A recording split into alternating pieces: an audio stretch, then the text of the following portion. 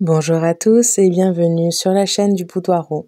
Aujourd'hui, j'avais envie de parler de quelqu'un que l'on a peut-être tous croisé au petit déjeuner quand nous étions enfants. J'ai envie de vous parler du cacao parce que oui, on le connaît sucré en boisson chaude pour nos papilles et notre grand plaisir, mais est-ce qu'il n'y a pas autre chose à savoir sur cette graine ? Eh bien, voilà une richesse qu'on n'aurait pas eu la joie de connaître en Europe sans la découverte du Nouveau Monde. Aujourd'hui, nous faisons partie d'un des pays consommant le plus de cacao, en particulier sous forme de chocolat chaud, comme je vous ai dit dans l'introduction. Et pourtant, on aurait pu passer à côté. Le mot cacao ne remonte qu'à 1532 et est le résultat de nombreux emprunts linguistiques. On parle de cacahualt des Aztèques qui est devenu cacap pour les Espagnols et qui a fini en cacao chez nous. Vous aurez donc compris qu'à l'origine, le cacaoyer, qui donne la graine que nous appelons cacao, vient d'Amérique latine. Plus précisément d'Amérique centrale et sud, au Mexique, dans les bassins de l'Orénoque et de l'Amazonie et la presqu'île du Yucatan. C'est une denrée sacrée à la base, on la considérait comme la nourriture des dieux. Eux n'ont pas attendu si longtemps pour le découvrir. En moins de 2000 avant Jésus-Christ, la grandeur de l'Empire Maya, le cacao était déjà utilisé dans le domaine du sacré, comme nous l'avons dit précédemment. Mais une fois récoltées, puis fermentées et séchées, les graines de cacao peuvent ensuite servir à beaucoup de choses, comme produits alimentaires bien évidemment, mais aussi comme monnaie. Puis un jour, les civilisations précolombiennes se retrouvent envahies par les Espagnols. Pris d'engouement pour le cacao, les cargaisons ne tardèrent pas à rejoindre l'Europe et les tables des plus riches. La demande étant toujours plus forte, il fallut très vite intensifier l'exploitation de la fève de cacao. On parle déjà de chocolat, mais nos papilles actuelles seraient sûrement perdues en goûtant ça car on avait à la base de la pâte de cacao râpée qui est le résultat de la fève broyée. Mais on y ajoutait aussi d'autres ingrédients comme la farine de maïs, des aromates ou de multiples épices. Après, les Espagnols d'autres pays firent la conquête du cacaoyer et ses graines, les Hollandais et les Portugais par exemple. Au XIXe siècle, ce sont d'ailleurs les Portugais qui implantèrent les premiers arbres en Afrique, en 1822, dans leur possession de Sao Tomé au large du Gabon. Puis les Espagnols firent de même en 1854 dans l'île voisine de Fernando-Po, l'actuel Malabo, au large du Cameroun. La suite de l'histoire, vous la connaissez. La culture devenant plus importante, la vie changeant au fil des siècles, le chocolat et le cacao restent des produits onéreux. Mais ils se sont démocratisés et ils sont consommés actuellement partout dans le monde. Des nations en ont fait des symboles et pourtant, ce ne sont pas les pays cultivateurs. Bah oui, prenez l'exemple de la Suisse, la France ou la Belgique. Quoique, si on regarde bien, nous avons des traces d'empires coloniaux, mais je n'oserais pas aller sur ce sujet. Le cacaoyer. Oui. On la connaît, notre poudre de cacao, notre tablette de chocolat, à la limite, on a déjà vu des fèves, mais est-ce que vous aviez déjà vu des cabosses de cacao ou même l'arbre du cacaoyer ? Alors, il existe plusieurs variétés de cacaoyer. Forastero, Criollo, Trinitario, dont les fèves sont sélectionnées pour leur qualité gustative variable suivant la variété et le lieu de production.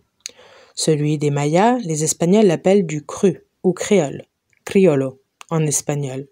Le second, l'amazonien, ils le nomment forastero, l'étranger à leur culture. Le troisième, le cacaoyer Trinitario, est plus énigmatique. Néanmoins, il est fort possible que le Trinitario soit issu du croisement entre une variété de Criollo et Forastero, hybridation réalisée au large de la côte de Trinidad. Dans son habitat naturel, le cacaoyer adulte mesure une dizaine de mètres. C'est tout petit comparé aux 30 ou 40, 50 mètres des grands arbres de la forêt équatoriale. Mais ce n'est pas pour rien. Le cacaoyer est un arbre de l'ombre. Il pousse justement à l'ombre de ces grands arbres. C'est pour cela qu'en culture, le cacaoyer doit aussi pousser à l'ombre de grands arbres laissés et plantés là spécialement pour le protéger du soleil direct, et ainsi reproduire sa croissance à l'état sauvage et surtout pouvoir durer dans le temps. Quant à la fleur, Elle est toute petite et très tortueuse. Il y a peu d'insectes assez petits pour aller goûter à son nectar et pouvoir ainsi polliniser l'arbre. Il faudra ensuite 5 à 6 mois pour que la fleur devienne une belle cabosse, longue d'une vingtaine de centimètres et lourde de 300 à 500 grammes. Elle contient environ de 30 à 50 graines en forme d'amande, attachées à un rachis central et entourées d'un bulbe mucilagineux. Elle passera du rouge à l'orange ou du vert pour finir au jaune, et là, elle sera bonne pour être récoltée. Vient ensuite le temps de la fermentation et du séchage. Pour la fermentation, les graines sont réunies en tas sur des feuilles de bananier ou dans des caisses de bois. La fermentation est l'une des 2 étapes avec la torréfaction la plus importante pour former l'arôme du chocolat. 3 transformations essentielles s'y déroulent. La majorité de la pulpe entourant les graines est éliminée, l'embryon meurt et empêche ainsi la germination. Que contient une fève de cacao ? Vous allez bien sûr retrouver plein de choses dont nous parlerons peut-être plus tard, comme le magnésium, le calcium, de l'iode, du cuivre, du fer, du zinc, du sélénium, du phosphore, du potassium, du sodium et des vitamines B, D et E. C'est d'abord du gras, environ 50% de lipides. Et oui, le beurre de cacao. Elles contiennent aussi des sucres complexes et des protéines qui auraient normalement dû servir à germer si on ne les avait pas fait fermenter. Donc la graine renferme également des polyphénols qui lui donnent sa couleur violette. Dans la graine, on trouve l'acide acétique et à l'intérieur des cellules de cotylédon dont les vacuoles, la matière grasse, forment une sorte de film entourant les composés non gras. On les appelle non gras hydrosolubles, qui sont les sucres, les protéines et les polyphénols. Elles les isolent les uns des autres comme une barrière qui les empêche de réagir entre eux. Et c'est pourtant bien ce que nous voudrions qu'ils fassent pour faire notre chocolat. Quand l'acide acétique pénètre dans la graine lors de la fermentation, l'acidification des cellules des cotylédons fait que la matière grasse n'a plus sa forme de film. Elle prend la forme de globules, libérant ainsi les composés hydrosolubles. Les contacts peuvent alors avoir lieu, en particulier entre les enzymes et leur substrat, pour former des acides aminés libres et des sucres simples. On les appelle les précurseurs de l'arôme. Pendant la torréfaction, ils réagiront entre eux, ce qui donnera l'arôme du chocolat. Bon, nous voilà au courant de sa composition et de son histoire. Maintenant, voyons voir si ça peut nous apporter quelque chose. Les antioxydants. Grâce à sa teneur en zinc et en cuivre qui aide à lutter contre le vieillissement des tissus. Avec la vitamine E, quant à elle, elle est alliée contre le déclin de nos yeux et de notre vue en général. Il est 2 à 3 fois plus efficace que le thé vert, par exemple, de consommer du cacao cru. Et non sucré, bien sûr. Anti-stress. Un carreau de chocolat, ça a déjà changé un mauvais moment en un instant de plaisir. Mais plus scientifiquement, c'est le magnésium, votre copain, pour le coup. Mais attention au chocolat noir, hein. C'est là où on trouve une bonne quantité. Le cacao va ensuite agir sur la fatigue, l'irritabilité et les tensions musculaires. Nous vous rappelons qu'il y a un article sur le magnésium dans la bibliothèque du Boudoir-Roux d'ailleurs. Il y a ensuite la vitamine C et E qui favorise le bon cholestérol. Il y a des flavonoïdes et la présence de cuivre qui sont efficaces pour réduire les problèmes d'articulation, d'arthrite par exemple. Le cacao contient aussi du soufre et prend ainsi soin de votre foie et de votre pancréas. Cela a pour effet secondaire par contre de rendre votre chevelure plus brillante et en bonne santé. C'est pas mal, non ? Nous sommes souvent carencés en vitamine D et nous devons souvent aller chercher des compléments pour nous aider. En plus du soleil, nous pouvons en trouver dans notre alimentation. Il faut savoir les absorber.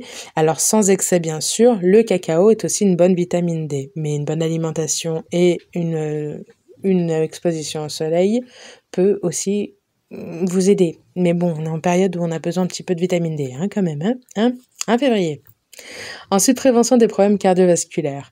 Oui, encore une bonne excuse avec la bonne dose toujours qui permet de réduire la tension artérielle et vous protège ainsi des pathologies liées aux problèmes de cœur et de tension. En période de changements hormonaux, ce n'est pas pour rien qu'on se tourne vers lui. Sa consommation nous permet de libérer de la sérotonine et donc d'être de bien meilleure humeur et plus heureux. Non, ne pas s'en priver en période menstruelle ou encore à la ménopause est une bonne idée et en plus ça peut nous aider à gérer les sauts d'humeur, mais toujours en respectant une certaine dose. Dans le cadre d'une alimentation saine et équilibrée, le cacao est donc un bon ami, mais consommez-le avec modération, cela reste un énorme apport de lipides et privilégiez les versions non sucrées.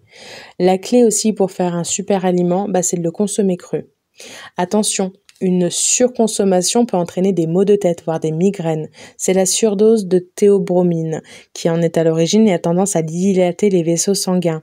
A contrario, bien dosé, c'est une excellente aspirine naturelle grâce au même phénomène. En cuisine, nous n'allons pas vous apprendre ici tout ce qu'il est possible de faire, vous le savez déjà, mais maintenant, on vous a trouvé de bonnes excuses pour le faire, n'est-ce pas ? Pour ces saveurs, pas de conseils, si ce n'est de goûter les différentes origines, parce que chacun, bien évidemment, a son caractère. Le beurre de cacao, on ne peut pas vous laisser sans en parler un petit peu, c'est un secret de beauté, bien sûr, c'est surtout ces acides gras qui sont recherchés en cosmétique, protecteurs et nourrissants. Mais il a sa petite contrainte, on ne s'en sert jamais pur. Si c'est pour nourrir la peau, il vaut mieux le mélanger avec une autre huile végétale, et c'est surtout qu'en fait, il est assez dur, en fait, tout seul.